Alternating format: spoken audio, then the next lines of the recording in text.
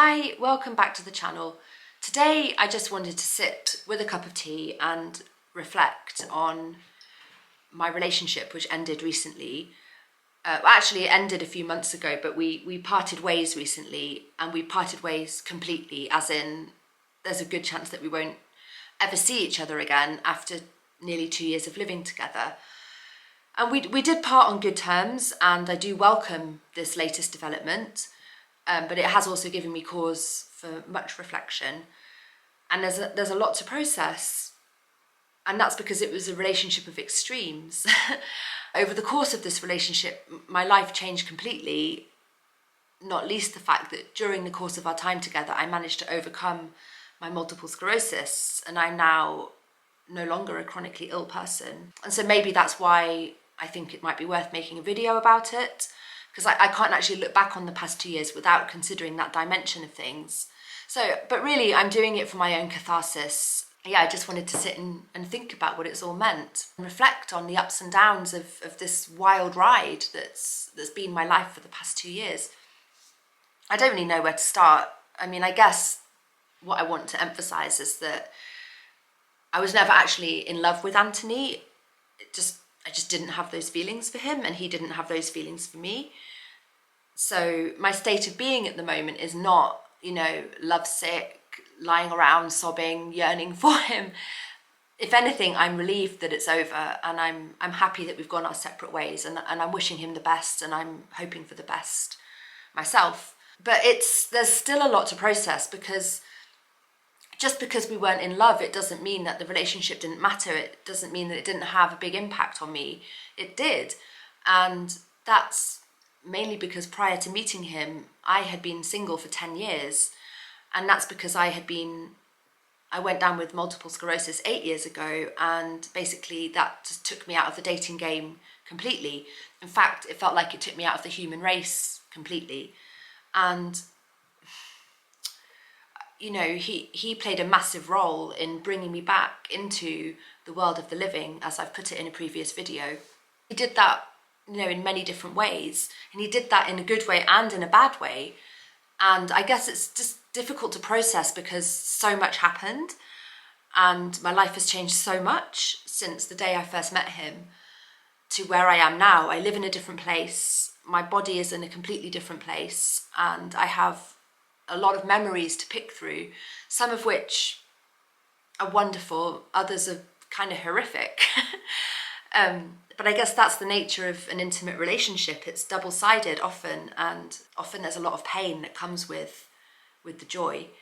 So I just wanted to reflect on the past couple of years and on what he has meant to me. So where do I start? I guess I'll start with when I met him. So when I met him, it was through the Workaway program, which is an internet site where people travel around and they have hosts, and the hosts will give them accommodation and food in exchange for help that they give around the house or whatever project they've got going on. And I never intended to have an English workaway. I wanted a Spanish-speaking workaway to improve my Spanish. But his profile stood out to me because he was a solar panel engineer and a plumber, and he just had a great vibe about him. And I thought, why not? Because the place that I was in my life was that I was extremely isolated and lonely. And I just moved to Spain off-grid up a mountain. And because I had multiple sclerosis and was still struggling with fatigue, I needed extra help. So I just got a good vibe from his profile, and I reached out to him. He was actually the first workaway that I ever had. And he'd never thought of coming to Asturias. I don't think he'd ever heard of Asturias in northern Spain. But I messaged him and said, hey, did you ever think about traveling around North Spain? And he just said, sure. He was traveling in a little Citroen Berlingo camper van conversion, just for one person, made for one person, a tiny little thing. And so with a plumbing tube at the top, it's just kind of iconic for me now, his van. And he arrived, and we hit it off because he's very easy to get on with. He's very, very sociable. Loads of people like him on first meeting. And I remember describing him to my best friend as fanciable. I don't know if you guys in the US, most of my viewers are in the US, use the word fancy to fancy someone, you find them attractive. So I saw that he was attractive, but I wasn't actually attracted to him. And that's because I'd been out of the dating game for so long that the idea of that kind of thing just filled me with anxiety. I mean, I hadn't gone near a guy for 10 years and I didn't know what I was doing. And to be honest, I never had that much confidence in the realm of dating anyway. I mean, I'm nothing really special in that area. And I've had relationships, but I was single for a couple of years before I got sick. And then I just, all of those ideas just went out of my head. And so it was like I just woke up 10 years later, 10 years older, with even less confidence than before. And I just honestly thought that I'd be on my own for the rest of my life, and I was coming to terms with that. So when Anthony showed up, all friendly and easy to be around and attractive, it was great. And his energy, just when we were still just friends, you know, lifted me and improved my social environment. But yeah, I guess I did come to find him attractive. I remember the day that I first found him attractive. It was a little bit cliched. We were skimming stones in a local town by the river, and I didn't know how to skim stones. And he just, you know, put his arms around me and taught me how to skim stones. And I remember feeling in that moment some attraction, and he was the one that made the first move not long after that.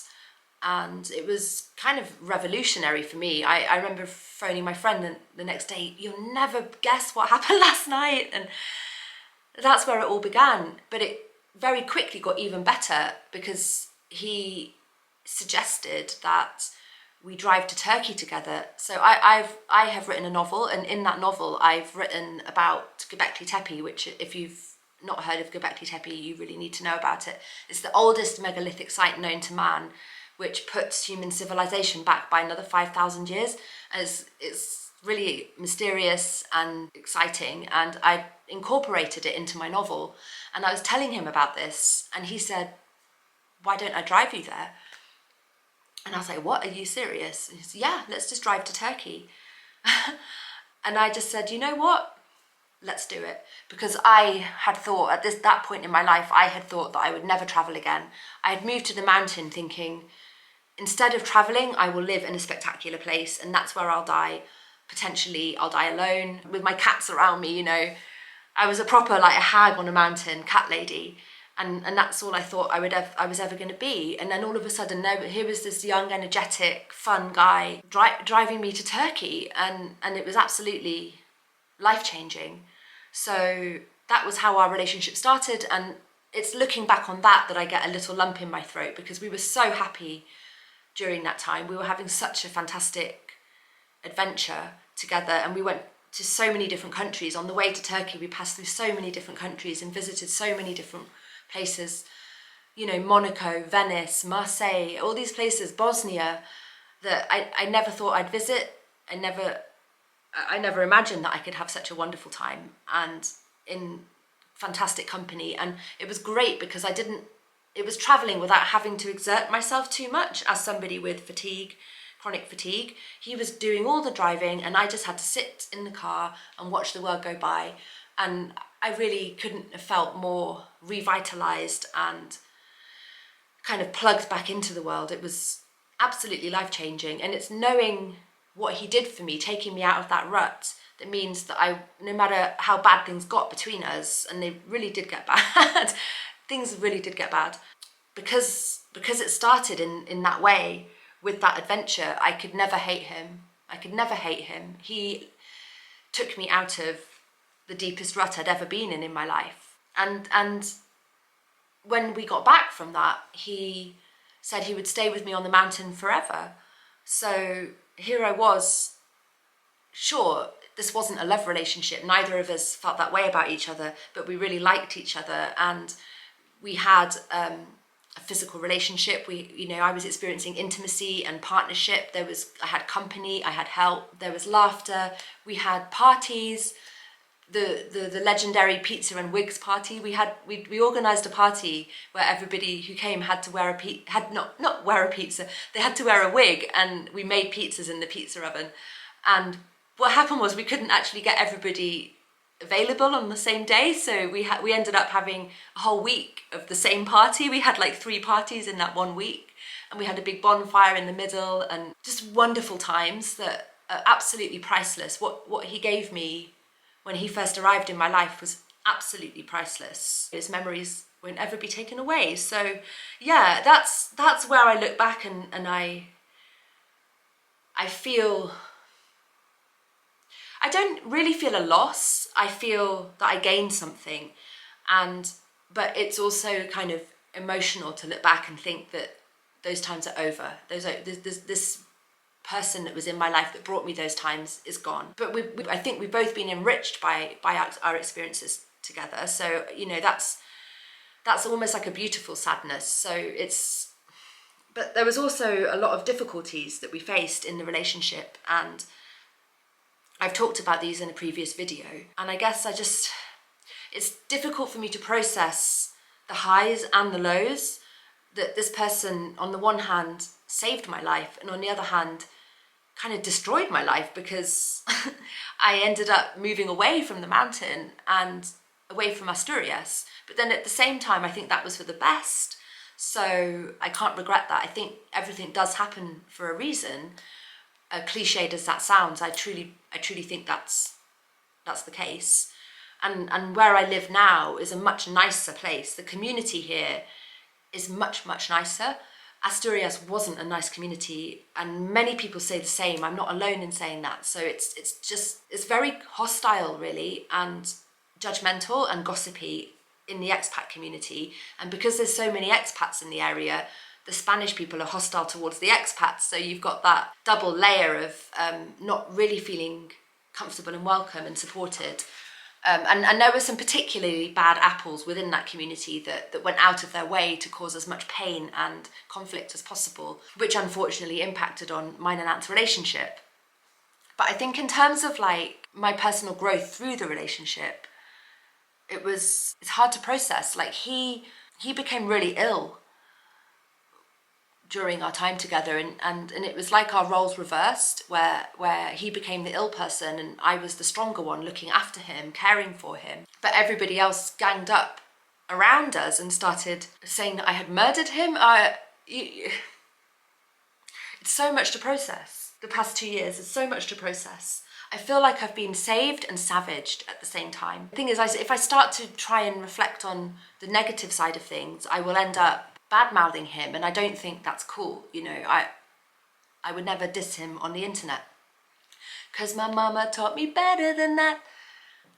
That's right. Yeah, I guess, you know, what I need to reflect on is what I learnt about myself rather than what I learnt about him. What I learnt about him was I could talk about at length, and it wouldn't all be very nice. But what's most important is what you learn about yourself and how you grow through a challenging situation. And I feel like, you know, everybody who treats you badly, everybody who causes you pain and difficulty is like material for study, to study who you are and how you respond in those situations. You know, you don't have to get bogged down in negativity about what happened. You don't need to continue to torture yourself about that.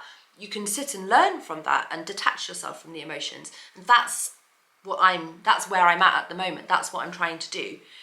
And I'm able to do that more because I'm now carnivore and I've overcome my multiple sclerosis, and I can look back on all of it being in the rearview mirror, which is an absolute gift. And Anthony was a big part of getting me into that place. He didn't tell me about the carnivore diet. The carnivore diet fixed my physical state.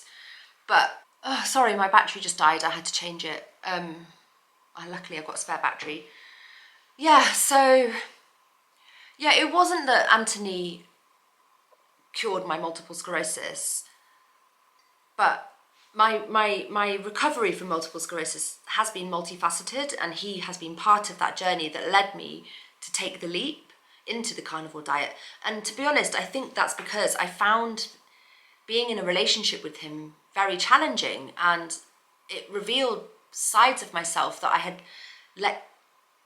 I'd let myself go in many ways. I really wasn't, I didn't feel like I was worthy of being in a relationship. I didn't think that I didn't know how to be a woman. I'd forgotten how. I'd forgotten how to be and live in close quarters with somebody. And I don't know, I didn't have any confidence in myself. And he didn't actually want to be in a relationship. When I first met him, he made it very clear that he was not looking for a relationship. Whereas I was in need of a relationship. It was the thing that most terrified me, but it was also the thing I needed most. So we had very different needs, and although we did see eye to eye in the fact that this, I didn't need more from him than he was willing to give me. It wasn't that I needed more romance or affection or anything like that. I was perfectly happy with the dynamic between us and the fact that we were not intensely involved. I actually preferred it that way. It made me more attracted to him that there was less intensity between us. But what happened was, when things started to go wrong and my energy became stressed, he didn't want the responsibility of that. So that actually began when I broke my wrist, which was 5 or 6 months into the relationship. I broke my wrist. We went skiing together, and I trying to impress him, basically, I pushed myself too far and fell over and landed on my wrist. And he was then responsible for somebody who was not really having a great time of it. I think it made me a little bit depressed that happened. I couldn't drive. I'd lost some element of independence, and I don't think that he wanted that responsibility. So it started to, without going into too much detail about what's gone on between us, but that's where I would say it started to become less of an adventure and more of a usual mundane relationship, struggling through life, realities of life. And that wasn't the only thing there were other stressful circumstances, which I probably shouldn't really go into in too much detail, but life started to impinge upon the relationship, and then it became more of a relationship to him, which was a burden because he didn't want to be in a relationship. But my point was, I don't need you to want this relationship, but you have to respect it because it exists. And that was our point of contention. Anyway, also there were, we had evil forces at play trying to create conflict between us. Certain individuals who, for whatever reason, decided that it was their business to interfere in things. So that happened. And look, I'm not going to go into the specifics of what happened, but I'm trying to keep it on a level of abstract reflection. So when things started to go bad, I tried to rise to that and become a better person, and in order to try and save the relationship, because I still wanted it. I wanted it even though he wasn't the man of my dreams. He was this guy 7 years younger than me who wasn't my soulmate, but who I didn't want to lose. I didn't want to lose him. He was the best thing that had happened to me in 10 years. And I was still enjoying myself and extracting value, getting advantages out of the relationship. It wasn't the case that he was taking advantage of me. We were taking advantage of each other. And that's why we stayed together as long as we did. And actually, if there hadn't been so much outside interference, maybe I would have left him much longer time ago. But because other people were trying to come in and break us apart, I sort of was clinging to it more, thinking, how dare you? This is my relationship that I've waited so long for. I will decide if I want to be in it or not, and he will decide if he wants to be in it or not, but you guys don't get to decide. And if we do end it, I would like to end it in a time and a place where there's not all of this, deafening noise around us and insane drama. I want to get us into a place where we can part amicably. We did achieve that. We parted amicably, which was actually quite an achievement, because by the end we really just wanted to kill each other. It's sad, really, because we started on such a good footing, and the relationship was real, the connection was real, but it couldn't last. And I feel like my choice to go carnivore was partly influenced by my fight to do what I could to save the relationship. So I didn't do it for him, I did it for my health, but I wanted to do what I could for my health so that I could be a better partner. And that worked. I think that extended the life of the relationship and the fun times, because I went to Morocco, which was actually, we broke up in Morocco. That was when from the broken wrist to the breakup, that was when the bad times kind of set in. But we then had like a second wind, which I would put down to the carnivore diet, that I came out to Morocco surprisingly strong and a different person, and he noticed the difference and he responded to that, and we actually had this second wind, which was a lot of fun. And we almost made it out of Asturias unscathed, because we had our dreams for Mushroom Manor and all of our plans, and we just, we kind of were in a bubble while everybody else was doing what they were doing. We closed ourselves into a bubble, but he was in a really bad way, and it's hard to talk about without going into private things and things that just aren't appropriate for the internet. But yeah,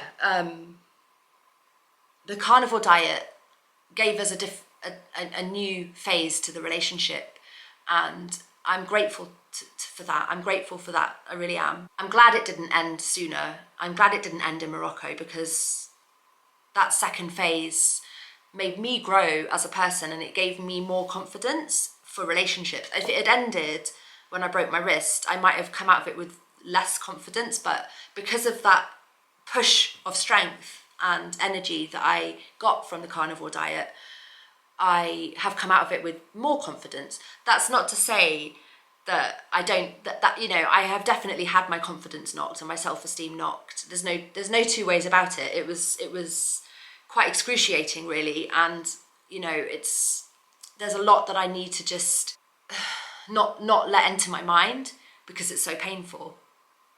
But I feel like because I've got my health back, it feels like in some ways all of that just pales into insignificance, because I may not be young, I may not be beautiful, I may be just a cat lady, I'm in my 40s and I'm alone again, and that's maybe how society would see me, but I know that because I've got my health back, I've got it all to play for. And seeing his acknowledgement of that and his, I guess, admiration of that has been very affirming. And parting on good terms is nice, because it's wrapped up in a little bow. I can see it. The beginning was great. It descended into an absolute nightmare, but by the end, it was really, really hard, and it had to end. But then by the end, we parted on good terms, and I'm thankful for that. And it's because we parted, it was actually easier to end the relationship during the period where I was hating on him, because then it was just like, oh, I'm done, But because at the very, very, very end, we actually managed to reconcile or relive some moments of enjoyment. It's been a little bit more painful just looking back, because it reminded me of our travel trip to Turkey. So yeah, just the past week, I guess I've been hit by memories of the travel trip, and I guess that's where this video's come from, because it's been a mix of emotions: relief that it's all done and finished and over, but also just it hitting me that this was something really special and beautiful, especially at the beginning, and look how far I've come because of it. So yeah, that's what my reflections are all about, I guess. That's why I'm trying to get catharsis by making this video. I want to honour him for saving my life, for playing a part in saving my life, a big part. But that's not to say that I don't see what happened and how I've been treated. But actually, everybody's a mix of good and bad. Nobody can be completely demonised or deified. Everybody is a mixture of good and bad. I am, he is. And his good side is wonderful. He's a wonderful person. Everybody loves him, he's great. But his bad side, we all have a bad side, and he has a bad side, and our bad sides collided and things kind of came crashing down. So yeah, I guess it's just difficult to process the different extremes. I mean, like, never in my life have I been ganged up on and accused of murdering somebody. That happened during my relationship with Ant, and it's difficult to pick apart what do I blame him for? What do I blame? If I were to be apportioning blame, there's no point apportioning blame, but if I were to look back over it, it's sort of having to pick apart what was me, what was Ant, and what were these outside influences. How much of it was to do with what and with who, and what did it all mean? It's it's a bit of a headfuck, basically. So but I know that breaking away from him and us sort of leaving on the basis that we may never see each other again is the only way to get space and perspective over it, and to look on how I've grown as an individual because of it all. And that's all you can do. You can take away lessons and how you've responded to those lessons, and incorporate them into your future relationships. So although I am now even older than I was when I first met him, there's no guarantee that I'll ever meet someone ever again. He could be my last relationship, I don't know. But should I have the luck to meet somebody else, I will enter that relationship in a stronger position, having hopefully, if it's soon, I will have recent experience of a relationship that didn't work. And I will also not enter into a relationship unless I have those feelings of love. I never had that for Ant. That kind of fluffy feeling, and where you're walking around, you can't help but smile. I never had that for Ant. And I think that I don't want a relationship now unless I have that. I thought that I let myself believe that being in a relationship with someone you're not in love with or don't have those fluffy kind of feelings for could work. I kind of convinced myself that it's better because of that, because it's kind of more real and you're less kind of in this bubble, a bubble that can only burst.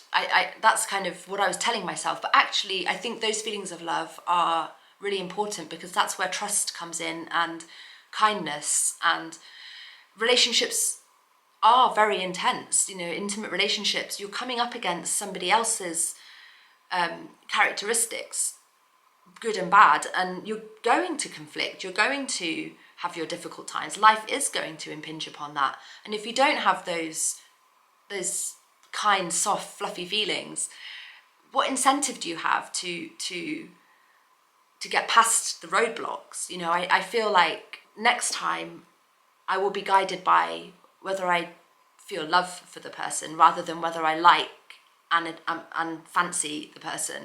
That's not a solid basis for a long-term relationship. So I guess that's where I'm at, just thinking, should I be lucky enough to meet somebody who does make me feel all fluffy inside, then I will happily move into that relationship. And because of my experience with Ant, I'll be in a better position to make that relationship work. So I wish him well.